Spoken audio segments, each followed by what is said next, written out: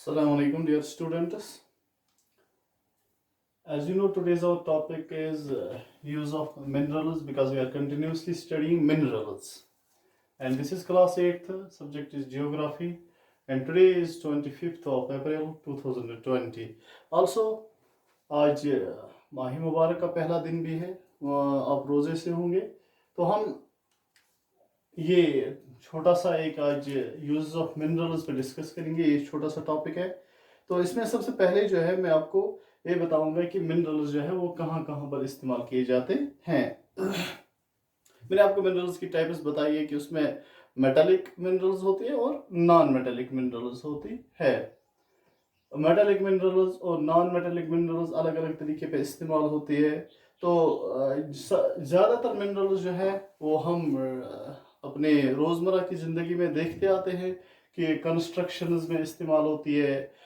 ये बिल्डिंग्स जो हम बनाते हैं उनमें इस्तेमाल होती है, इंडस्ट्रीज़ में इस्तेमाल होती है और इंडस्ट्री से ही हमारे लिए चीज़ें बन के आ जाती है। तो मेन फोकस जो है, सबसे पहला जो इसका इस्तेमाल करने वाली जो जगह होती है, दैट इज इंडस्ट्री। इंडस्ट्री में सबसे ज़्यादा जो है मिनरल्स इस्तेमाल किए जाते हैं, क्योंकि हम तब तक इसको इस्तेमाल नहीं कर सकते हैं जब तक नहीं किसी रिफाइंड सूरत में ख़ास शक्ल में हमारे पास आ जाएगी। तो मिनरल्स में जहाँ तक हम मेटल्स की बात करते हैं, तो मेटल्स में कॉपर आता है हमारे पास, सिलिकॉन आता है, इसी तरह से एल्युमिनियम आता है हमारे पास। ये सारे मेटल में आ जाते हैं।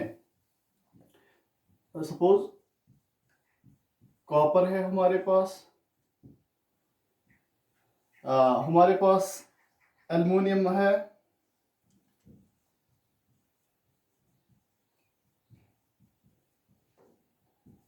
इसी तरह से हमारे पास सिलिकॉन है,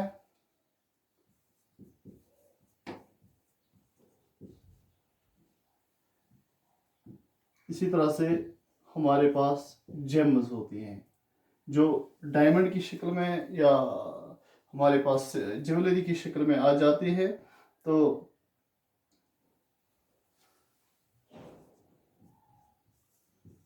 जेम्स जो हमारे यहाँ इस्तेमाल हो जाती है वो। तो सबसे पहले हम कॉपर को डिस्कस करते हैं। कॉपर जो है इसको हम उर्दू में तांबा कहते हैं। हाँ, ये तांबा जो है, तांबा किस किस जगह पे इस्तेमाल होता है, इसका कलर कैसा होता है, और ये माइनिंग में ये एक कीमती धात मानी जाती है। जो सोना होता है, चांदी होता है, उसके बाद कॉपर का नंबर आता है। कॉपर कहाँ कहाँ पर इस्तेमाल होता है? कॉपर वायर से लेकर जो हमारी पाइपिंग होती है वहां तक इस्तेमाल हो जाता है। ये हमारे पास वायर है, वायर। हाँ, इसको ये देखो, ये कितनी फोल्ड हो जाती है और ये कितनी सॉफ्ट है।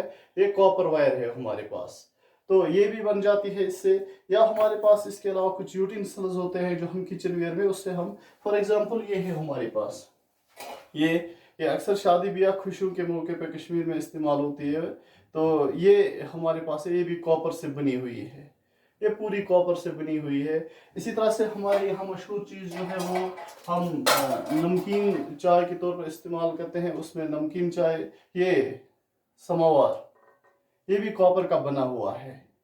तो इन सब चीज़ों में हम कॉपर देख सकते हैं और कॉपर की मिसाल हमें अच्छी तरह से समझ में आ जाएगी। इसी के साथ साथ कॉपर की कॉइन्स बनती है, जो हम पहले ज़माने में सिक्के होते थे, जैसे 1 रुपया 2 रुपया आज है, तो पहले ये कॉपर से बनी जाती थी। तो इसके अलावा हमारे पास है एल्युमिनियम। तो एल्युमिनियम से हम क्या बनाते हैं? एल्युमिनियम जो कि पहले निकलता कहाँ से है? ये बॉक्साइट ओर से निकलता है, bauxite ore, extracted from bauxite ore. तो इसके लिए बॉक्साइट ओर से ये एल्युमिनियम निकाला जाता है और एल्युमिनियम को हम जो है खाम कहते हैं। तो ये मिस जिसको हम कहते हैं, या यहाँ पर हमारे घरों में इस्तेमाल होता है। तो एल्युमिनियम ज़्यादातर कहाँ कहाँ पर इस्तेमाल होता है?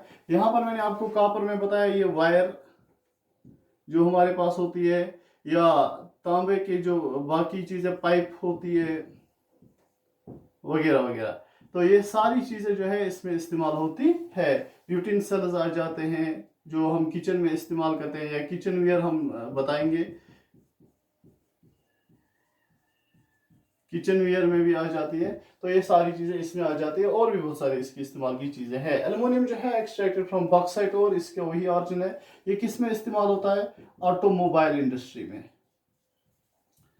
ऑटोमोबाइल, ऑटोमोबाइल हो गए गाड़ियां, जो हमारे पास गाड़ियां होती है, छोटी गाड़ी, बड़ी गाड़ी, या ट्रेन होती है, वो सारे में ऑटोमोबाइल इंडस्ट्री में ये एल्युमिनियम इस्तेमाल होता है। इसी तरह से एरोप्लेन, इसी तरह से ये वायर, जो हमारे पास बिजली की वायर होती है, उसमें भी इस्तेमाल होता है। तो एक और जो है, इसके अलावा हमारे किचन वेयर में भी ये इस्तेमाल होता है। ये इलेक्ट्रिक वायर में या किसी और वायर में, किसी भी वायर में ये इस्तेमाल हो जाती है। तो एल्युमिनियम हमारे पास, जो हम घर में बर्तन देखते हैं, ये हमारे पास होती है सुराही, इससे पानी हम लगाते हैं। या हमारे पास जो फ्राइंग फ्राइंग पैन होती है, ये हम इसमें चाय वगैरह बनाते हैं या कोई भी चीज़ पका लेते हैं। तो इस तरह से बहुत सारी किचन में हमारे पास ऐसी चीज़ें मौजूद होती है। तो ये एल्युमिनियम है। एल्युमिनियम के अलावा हमारे पास होता है सिलिकॉन। तो सिलिकॉन जो है, ये एक नायाब धात है, थोड़ी कम मिकदार में मैसर होती है। तो इसको कहाँ पर इस्तेमाल करते हैं, यह कहाँ से निकलती है? सिलिकॉन जो है यूजुअली एक स्टोन है क्वार्ट्ज, उससे हम ये एक्सट्रैक्ट करते हैं। हाँ, ये क्वार्ट्ज से एक्सट्रैक्ट हो जाती है। फिर इसकी जो यूज है, वो कंप्यूटर इंडस्ट्री जो होती है हमारी, कंप्यूटर इंडस्ट्री में इसका इस्तेमाल होता है। कंप्यूटर इंडस्ट्री, जो कंप्यूटर इंडस्ट्री होती है, मोबाइल इंडस्ट्री होती है, उसमें इसका इस्तेमाल ज्यादातर होता है। जेम जो है, ये एक पत्थर होता है, या हम इसको इसमें ज्वेलरी में इस्तेमाल करते हैं। ये सबसे हार्ड होती है, यानी कि सबसे हार्ड पत्थर होता है। इसको हम ज्वेलरी में इस्तेमाल करते हैं, हार्ड स्टोन। इसको फिर ज्वेलरी में इस्तेमाल किया जाता है। जो हम ज्वेलरी लगाते हैं, या हमारी औरतें लगाती है जीनत के लिए, या कोई भी जिसमें ये ईयर रिंग्स होती है, या फिंगर रिंग्स होती है, या कोई भी नेकलेस वगैरह होते हैं, तो उसमें ये इस्तेमाल होती है। ये मोल्ड भी होता है अच्छी तरह से, इसको स्टाइल, डिफरेंट स्टाइल्स में इस्तेमाल किया जाता है। तो ये सारी चीज़ें जेम्स जो है इसमें इस्तेमाल की जाती है, ज्वेलरी में इस्तेमाल की जाती है। ये हार्ड स्टोन होती है।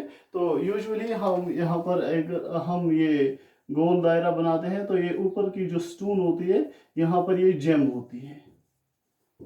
तो कॉपर आ गया, एल्युमिनियम आ गया, सिलिकॉन आ गया। तो इसी तरह से बहुत सारी जो मेटल है हमारे पास, ये मिनरल्स में आती है, वो हम इस्तेमाल करते हैं, और रोजमर्रा की जो ज़रूरत है उनसे पूरी हो जाती है।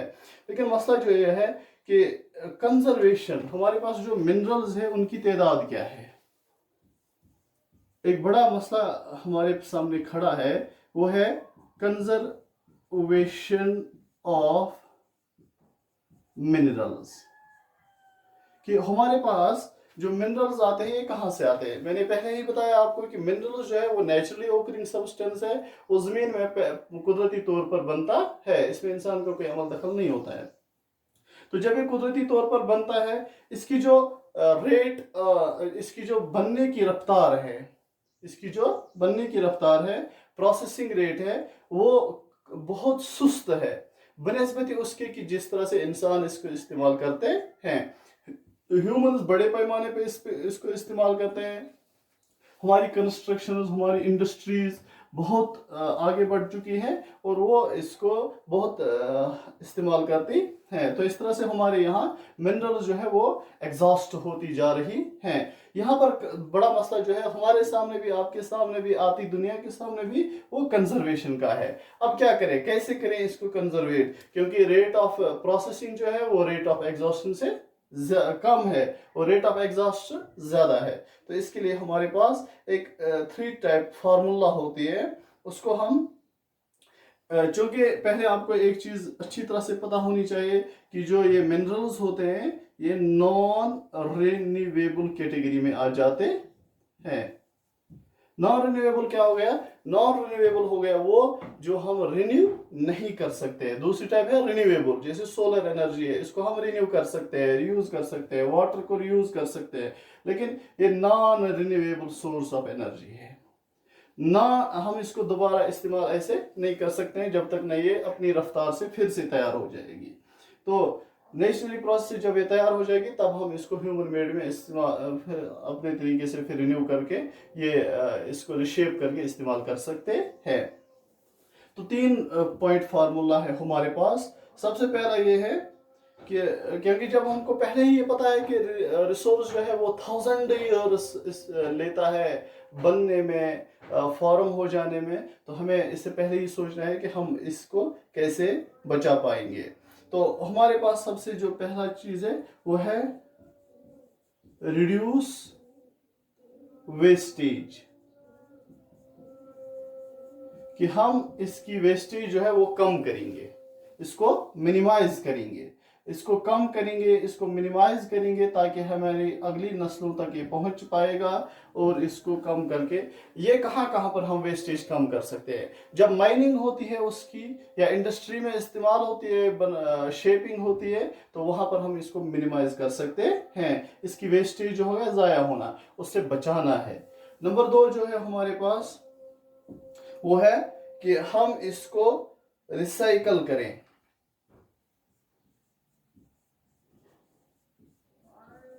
रिसाइकल क्या हो गया कि जो चीज हमने इस्तेमाल करी अब वो खत्म हो गई, अब हमारी जरूरत की वो नहीं रही, या उसकी क्वालिटी पुरानी होगी, तो हम इसको वापस उस इंडस्ट्री में ले जाएंगे, उसको रिसाइकल करेंगे। रिसाइकल करने के बाद क्या होगा कि अगर थोड़ी सी उसकी क्वालिटी कम हो जाएगी या उसकी वो क्वांटिटी कम हो जाएगी, तो हम फिर भी उसको इस्तेमाल करके रीयूज कर सकते हैं। That is 3R formula. ये हम हर रिसोर्स में इस्तेमाल करना चाहिए। 3R फार्मूला जो है रिड्यूस, रिसाइकल, रीयूज, ये 3 चीजें हैं। और इसमें हमें मिनरल्स बचाने के लिए एक खास मौका मिलता है। मिनरल्स जो M है इस ये 3R's के मातहत चलता है, क्योंकि अगर ऐसा नहीं होगा तो फिर हम नुकसान में है। ये 3R फार्मूला क्या है? यहां से, फिर यहां से, हाँ यहां से, और फिर यहां से, फिर ये हो गया रिसाइकल। ठीक है, रिसाइकल। इसी तरह से ये हो गया रीयूज,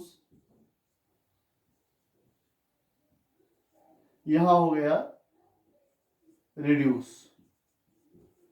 इसकी वेस्टेज कम करेंगे, इसको दोबारा इस्तेमाल करेंगे, इसको रिसाइकल करेंगे, तो हमारे पास जो मिनरल है वो बच जाएगा। तो ये हमारे पास कुछ चीज़ें थी जो मैंने आपको बताई। तो ये मिनरल्स के हवाले से थी।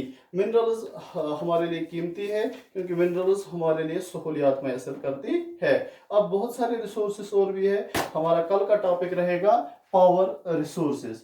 लेकिन मेरा आपसे सवाल रहेगा जिसपे ये आपका असाइनमेंट है कि आप अपने घर में इस्तेमाल होने वाले जो चीजें हैं उनमें से 5 मिनरल्स को ढूंढेंगे। 5 minerals used in your surroundings. ये आपका असाइनमेंट रहा, इस पे हम कल डिस्कस करेंगे। हमारा कल का टॉपिक रहेगा पावर रिसोर्सेज। अस्सलाम वालेकुम।